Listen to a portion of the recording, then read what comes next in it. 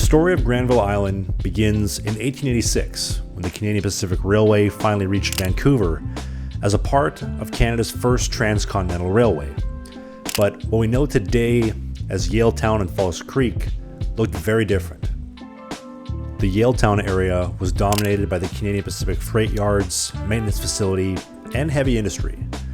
But by 1912, the government began filling in large portions of False Creek, creating new industrial land for what would eventually become the Canadian National Freight Yards and today's Pacific Central Station, with an additional artificial island dedicated entirely to heavy industry on the western edge for the Canadian Pacific, and a wooden trestle would connect that Yaletown yard to this industrial island.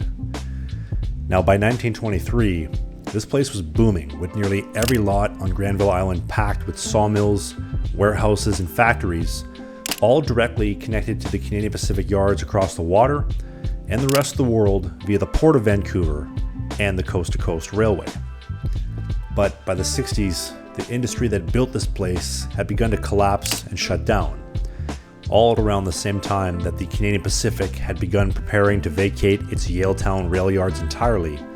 And by 1977, plans were approved to transform these decaying industrial land buildings and warehouses into a revitalized public market and shops.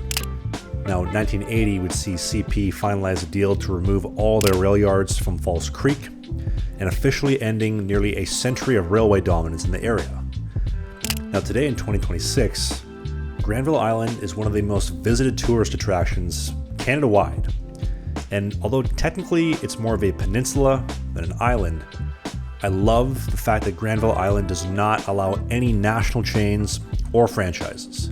So every business operating here is truly local, which feels honestly more important now than ever.